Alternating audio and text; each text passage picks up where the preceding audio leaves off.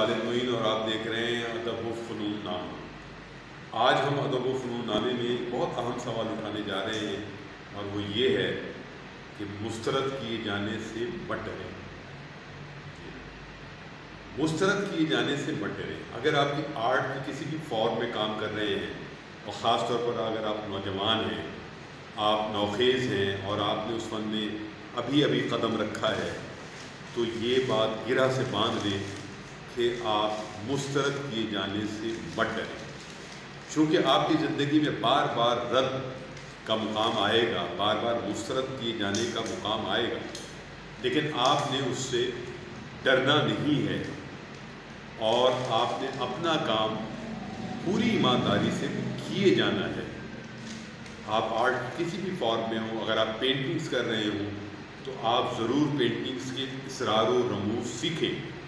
اور ضرور آپ اچھے جو اعلیٰ پینٹرز ہیں ان کا کام دیکھیں، سمجھیں، اور پھر کینوس پر آپ ان خیالات کو اور ان خوابوں کو اور ان آدرشوں کو، ان چیزوں کو پینٹ کرنا شروع کریں جو آپ کے اندر ایک بہت بڑی کیفیت کے ساتھ آپ کے اندر آپ سے مکالمہ کر رہے ہیں۔ آپ پینٹ کرنا شروع کر دیں۔ اگر آپ شاعر ہیں تو آپ شعر کہنا شروع کریں، لیکن پڑھ لیں، پہلے کلاسک کو تھوڑا پڑھ لیں، عصر حاضر کو پڑھ لیں، بلکہ کہا یہ جاتا ہے کہ عصر حاضر کو پہلے پڑھیں اور اس کے بعد کلاسک کی طرف جائیں، تو یہ آپ کے لیے زیادہ اچھا ہے۔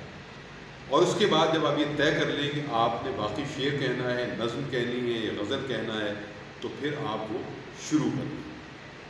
جو پہلی بات ہے وہ یہ ہے کہ آپ اپنے اندر ایک مکالمہ قائم کریں کہ مجھے کیا کہنا ہے اور مجھے کس انداز میں کوئی بات کہنی ہے۔ پہلی بات خیال ہے، وہ فن مصوری میں ہو، یا کوئی آپ دھن کمپوز کر رہے ہوتے ہیں، یا آپ شعر کہہ رہے ہوتے ہیں، نظم کہیں، غزل کہیں، یا کوئی بھی فارم ہو آرٹ کا، جو پہلی بات ہے وہ تھاٹ ہے۔ یہ یاد رکھیں کہ تھاٹ آپ کے اندر بہت بنیادی ایک سمبولیکلی شکل اختیار کرتا ہے اور آپ کے اندر داخل ہوتا ہے، جسے آپ ریفائن کرتے ہیں، اس پہ سوچتے ہیں، بعض اوقات گھنٹوں، بعض اوقات دنوں اور بعض اوقات مہینوں، اور اس کے بعد جو وہ پوری طرح پک جاتا ہے، اور جسے ہم کہتے ہیں کہ آمد کی کیفیت، تو پھر وہ آمد کی کیفیت میں آپ اس خیال کو، تھاٹ کو، جسے آپ نے چند گھنٹوں میں سوچا ہوتا ہے، چند دنوں میں سوچا ہوتا ہے، یا چند مہینوں میں سوچا ہوتا ہے، پھر آپ اسے لکھنے کی یا پینٹ کرنے کی، اور اگر آپ دھن بنا رہے ہیں تو دھن بنانے کی کیفیت میں آتے ہیں۔ تو اب جب آپ وہ کام کر لیتے ہیں اور اس کی کچھ شکل بن جاتی ہے، بہت واضح شکل بن جاتی ہے، اور آپ اسے کچھ دوستوں کو دکھاتے ہیں، اور ایک بات یاد رکھیں، یہ گرہ سے باندھ لیں کہ جو سب سے بڑا ناقد ہے، چاہے آپ پینٹ کر رہے ہوں، چاہے آپ دھن بنا رہے ہوں، چاہے آپ حالت رقص میں ہوں، چاہے آپ شاعری کر رہے ہوں، سب سے بڑا ناقد اور پہلا ناقد وہ آپ خود ہیں۔ جی ہاں، سب سے پہلا اور بڑا ناقد وہ آپ خود ہوتے ہیں، جو آپ ایک دوسری نظر سے اپنے فن پارے پر خود دیکھتے ہیں اور سمجھنے کی کوشش کرتے ہیں کہ جو کچھ آپ کے ایک عالم خواب میں، عالم خیال میں تھا، وہی آپ نے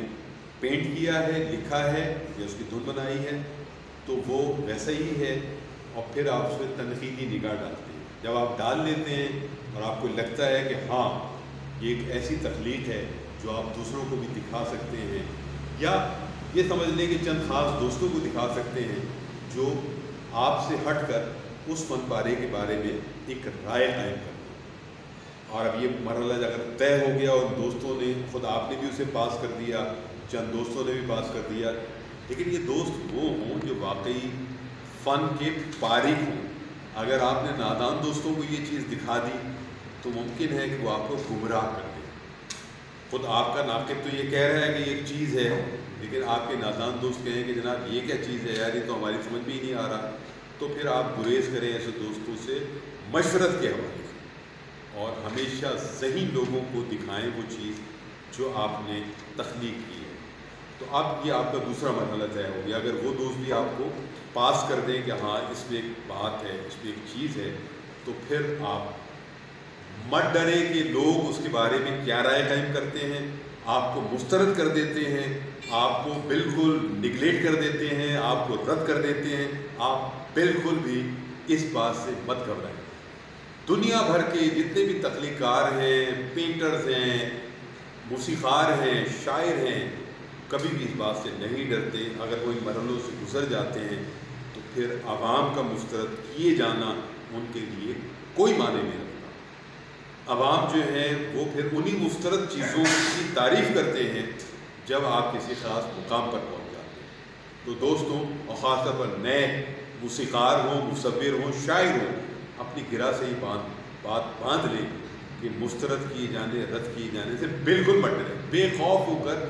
اپنا تخلیقی جو آپ کا پروسیجر ہے، عمل ہے، اس کو مکمل کیجئے اور پھر پورے اعتماد سے اس فن پارے کو اون کیجئے۔ مانیے کہ یہ آپ کا فن پارہ ہے۔ تو اگر آپ یہ کریں گے تو آپ بہت جلد آہستہ آہستہ ترقی کے مناظر میں طے کریں گے اور آپ کا شمار ایک انفرادیت پسند تخلیق کار کے طور پر بھی کیا جائے گا۔